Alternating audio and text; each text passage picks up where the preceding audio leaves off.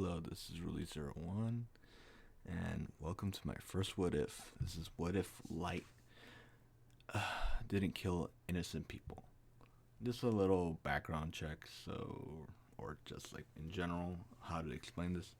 So, when I mean innocent people, I mean like cops, detectives, anyone who's like legitimately going after Light because he is Kira. He's not going to kill innocent people. He was only going to kill criminals, and that's it. So he's not going to threaten police or kill anyone like that. If they catch him, he'll accept his fate, but most likely they're not going to do that, or they can't prove that the Death Note actually works. And he has no fear of that, so either way. Let's start with this what if. Everything's going to go back, or gonna follow canon, how Ryuk drops his Death Note into the world, and then Light picks it up. At first, he doesn't believe it has any power, any significance like that, like normal people wouldn't. And he would go on and like use it the first time against that kidnapper or the guy who's taking the school hostage. So he uses it, finds out it's real. It scares the crap out of him, and he has a little mental breakdown or a panic attack because he just realized he killed someone. After, calming himself down and figuring out, oh, it's real, so I gotta test it out to make sure, he kills a random dude, the one that was harassing that girl with all those four guys on those bikes that he got hit by a truck in traffic. Yeah, he kills that one to confirm how it works and that it's real. So he goes on, like in canon, to kill multiple people with that whole monologue of everyone having heart attacks or dying in jail and so on. You know, the usual good stuff with all the freaking, opera type music. Can't use it because it's copyright. Anyways, continuing this, we're going to get to the part where the Interpol starts having a meeting about what could possibly be happening and who could be behind all these murders, because this is gonna be noticed by the world if criminals start dying just randomly all from heart attacks. It's kind of weird anyone would piece it all together that these are all connected. And canon, Watcher is gonna come out and he's gonna introduce L, saying that he has a plan and that he has to work with the Japanese police in the beginning. And, Mr. Yagami is a little bit, skeptical, saying why Japan out of anyone. And he explains that he has a strong intuition or a strong feeling that Kira's in Japan. So we'll go with that. And, they do the whole broadcast saying that the Interpol has a live broadcast. Kira finds out about it, so he's going to go look it out. So if I say Light or Kira, just bear with me because I really like to differentiate between the both of them, or how different their mentalities were, since I had a debate with it with a couple people. So anyways, Lyndell Taylor comes out on the TV saying that he's L and he's going to be in part of the task force, is going to try to take down Kira. But the thing is, for L, in this what if, since he's not going to kill any innocent people, he's not going to kill Lyndell Taylor live on television. So he's going to let that go. He's not going to do nothing. He's not going to have a little hissy fit saying that he's God and then everyone else should obey him. He knows he's not God in this one. He just has the power to change the world, but he's not going to be God. He's just going to try to right some wrongs, and that's pretty much how he's going to do it. Because he feels that, his world is that criminals can get away with certain things, and the justice system is slow, or sometimes it's corrupt, and in retrospect, it's actually a good reflection of how our system is. Well, some systems are still like that, because there's a lot of injustice in the world, especially during these times. So yeah, when Lyndell Taylor tells him he's evil, he's not going to do anything, and then L, the real L, is gonna not get any info that Kira can kill people from afar, and that, that he's in Japan, because that was all a lie. It was a trap to try to get him to confirm that he was in Japan. And since that didn't work, they're still going to go on with the investigation of following the members of the Japanese police, well, the FBI agents mostly. So, introducing to the part where Ryuk feels that somebody's watching him and he finds it creepy, and then that's how Light figures out that he's being watched. He doesn't know who or by what. He's guessing that it might be the police or it might be someone else. He doesn't know at this point because he didn't kill anyone, so he doesn't believe the police are after him, as mostly he's been doing good by killing bad guys and criminals and keeping the innocent safe to a point. But you get me. People don't want to have a vigilante style justice because the courts have to do their work, but sometimes the courts are too late and people die as a result.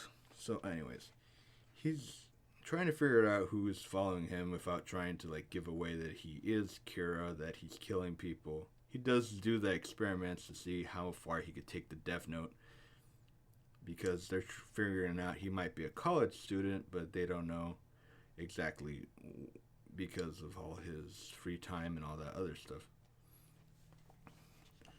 And this is the part where Ryuk gives him the whole thing about the Shinigami ideal, the half of his lifespan for how much, for the ability to see someone's name by just looking at them. And like in canon, Light rejects this offer because, yeah, it's a good power, punishing the wicked, but if he dies sooner than he was supposed to, then he can't really keep on fighting the good fight in his eyes. So he refuses and tries to figure out another way. And the thing about this this relationship with Ryuk, is that Light doesn't kill people that don't deserve it, and Ryuk's like, why do you care if they're innocent or not? Just use it for your own gains and all the other stuff, because you get me. Usually that's what people do. People are selfish. People will use like power for their own means, and Light is not like that in this What If. Like I said, he's completely different, more close to like how he was in the second season, where he lost the memories of Death Note, and he's like trying to be a goody two shoes all the time. But just this time he has the Death Note, and he didn't lose his like humanity along the way.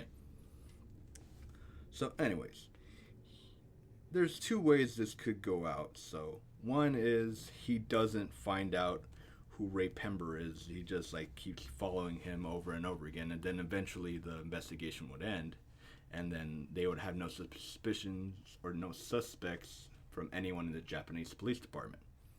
Or, this is another route, Light could get Ryuk to find out who Ray Pember is. There's a slight possibility of that happening, since Ryuk is a Shinigami. He's not able to be seen or heard from anyone. He could go through walls, and even then, him just finding out who Ray Pember is by fucking seeing a ID or something else would probably work. But yeah, well, that's a iffy subject, especially that I think he's only allowed to be around 15 meters of Kira or the Death Note, the owner. I think I have to reread that part.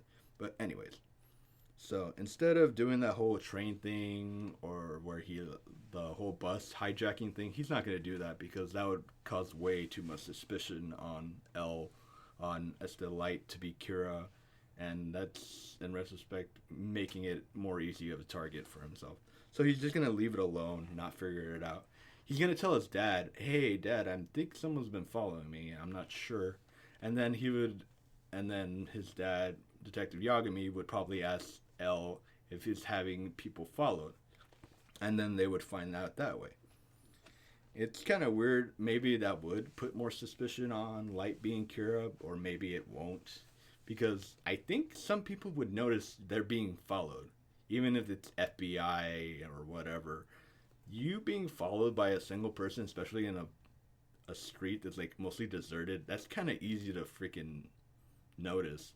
Even a small glance behind you, you'll see someone like right there in the corner, like following you for like most of the time. Well, anyways, going back to that point. So Ray Pember and his wife would not, or his fiancée, they would not die in this situation. They would both live, they get married, he would meet his in-laws, and nothing would continue with the investigation.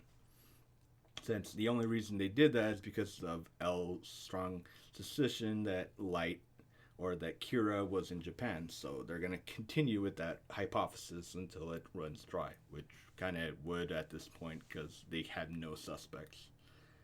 Going on to the next part in the phase, the whole Kira task force, that is going to be way different because in this one, since Kira does not kill any innocent people, the cops are more willing to go after him. They're willing to capture him without fear of death. But there are some people on the force that support Kira, like, Matsuda. Although he didn't say it outright, he did mention that because of Kira, the crime rate has gone down. And many of the police officers think that too, but they don't want to voice their opinions out. So when it comes to the Kira task force, the ones that go to the motel room would be all of them at the same time. Except that one person, I forgot his name, that left because he didn't trust Kira. Yeah, that one dude, he left because he didn't trust Kira. But the most of the main canon people go, but maybe 4 or 5 more people would go because the Kira task force is still big. They didn't widen down to they may have lost half of their people. Not because of the whole thing of Kira trying to kill people, but because they feel like it's a wild goose chase. Seriously, there's no evidence. There's no physical evidence. They can't even prove how he killed them other than they had the autopsy saying it was a heart attack. That's the only thing that connects all the victims. So Watari invites the people who are still in the task force to join him. And they do the whole presentation that I am L, and he does that whole bang, bang crap. But he doesn't even, he wouldn't know because he doesn't know that he needs a name and a face to kill someone. He just knows that Kira could kill anyone from any point of a heart attack, but he still doesn't figure out how. And L is not going to be stupid enough to, leave trails or leave clues to how he freaking kills his victims. Although, I think L would be smart enough to notice that, these criminals, all their information was public knowledge. Their name, their faces, their birthday, or whatever, what they're incarcerated for, or what crimes they did. And, you get me. He would probably figure out that point, because there's some criminals that are being, haven't died, and the reason why is because they're using aliases for them, or that they don't know their legal name. Or their birth name. I still never figured out how that works. If you're born and they give you a name, but then later on you change it and you believe that's your real name. I can imagine a kid, he was born as an orphan. Well, he was born, his parents put him up for a freaking adoption, but they gave him a name before they put him up for adoption. Would his regular name be there? And if the orphanage changes it because they didn't know what his name was, what would be the name that would be needed to be written in the death note to kill him? Not the same children, but just if he grows up and that becomes a scenario where he becomes a criminal, how would you do that? Yeah, that's the questions that keep me up at night. So going back to that point. So coming up with this, they figure out that they figure out that Kira can control people to the point, but they're not sure if they could actually prove that because they did find the people who died weird in the Japanese jail systems. The guy who escaped from his room, the guy who drew the pentagram, the one who wrote a suicide note.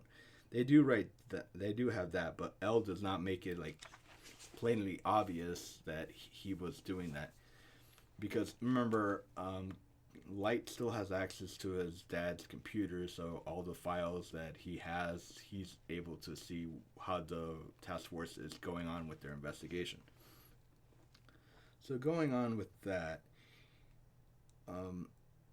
they're trying to figure out who could it be, and then the whole issue when they find out that they're being watched by the FBI comes up. Light's dad is okay with it because they're trying to find criminals and there's a chance that it might be one of their family members. They have to think about it.